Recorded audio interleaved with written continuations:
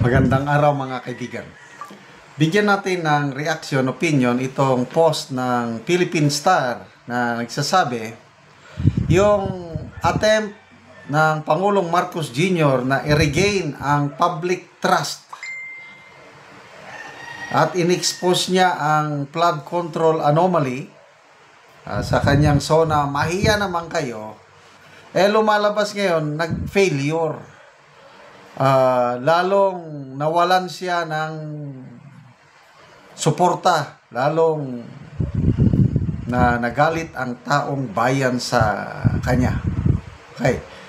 Ito yung pahayag ng isang political scientist, Dr.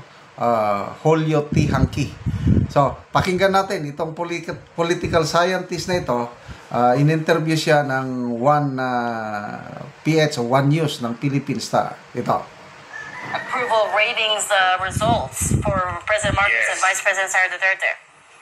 Yes, there's a lot to unpack in the latest release of WR Numero's Philippine Public Opinion Monitor. And what's unique about this survey compared to others, because it's largely crafted by social and political scientists.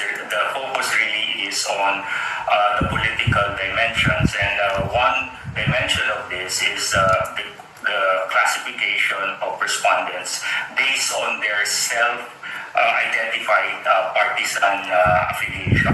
So that's one. But the bigger news out of this survey is the fact that 3 months after the president himself exposed this flood control scandal in his State of the Nation address with his Mahiya Naman Kayo speech,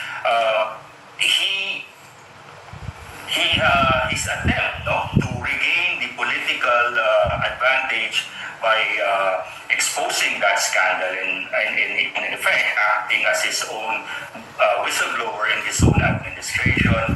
Apparently, after that Mahiya Naman Kayo speech, there was some bump. He regained some of the support from the public, 35% in August. But now, as we end this year of turbulent political events, there is a steep decline. And he has plunged to 21%. Yeah. So that's a huge decline, 14% down.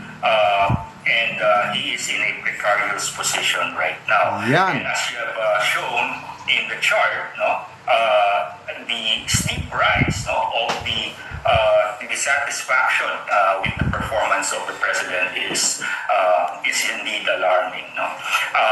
Compared to his political rival, the vice president, who has maintained a very comfortable level of positive approval with her own set of survey data. And as you can see right now, the gap between those who are satisfied and dissatisfied is not too close. There's a comfortable gap between those who are satisfied and those who are dissatisfied. Now, this can be read as the vice president, despite all the controversies, despite all of the attacks against her, and the numbers would show that she still has a lot of political capital to rely on. Wow. That's good news. Okay? So, yung purpose ng Pangulo, yung mahiya naman kayo, para i-regain niya ang tiwala ng taong bayan, but it failed. Kasi sa survey, WR Numero, noong August, meron pa siyang 35% na trust approval rating. Ngayon, wala na. 21% na lang. Bumulusok siya ng 14%. Kabaliktaran kay VP Sara, tumaas ang kanyang trust and approval rating. Diba? So, sa the same survey ng WR Numero, 31% ang nagsabi na ang most accountable o ang dapat managot o ang utak sa nangyayaring kalokohan sa flood control ay ang Pangulo. Naku, ang dami nun, ha? 31%, halos 1/3 sa mga respondent, sinasabi ang Pangulo ang dapat managot. Maraming nagsasabi, siya ang utak. Saldico, siya ang nag-utos. O, yung 100 billion peso insertion sa 2025, kompleto yung resibo ni Saldico. Totoo. Walang kumontra. Si Senator Ping Lacson na mismo ang nagsabi na pinag-aralan niya, totoo, na may 100 billion budget insertion. Totoo. Utos ng Pangulo. Kaya lang, sabi, hindi ang Pangulo ang tumanggap ng kickback. Ibang tao daw. Never mind kung tinanggap ba niya hindi. Basta, nagkaroon ng 100 billion peso insertion. Nakakaano na yun.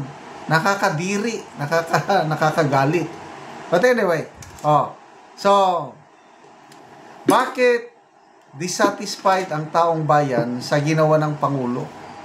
Hindi tuloy-tuloy. Maganda ang simula. Natuwa ako nung nag-create siya ng independent commission ko, no? Lalo na nung nandun si Mayor Magalong. Kailan? Nung magtrabaho na si Mayor Magalong, biglang pinatigil dahil, bakit ka nag-iimbestiga? Advisor ka lang. Di umalis si Mayor Magalong. Parang may tinatabunan kayo, alis ako. Ngayon, kahapon, nag-resign na si Secretary Rogelio Singson. Anong dahilan? Sabi daw niya, according to Congressman Erese, why would I risk my life and family solving the problems of Malacanang? Lakaw!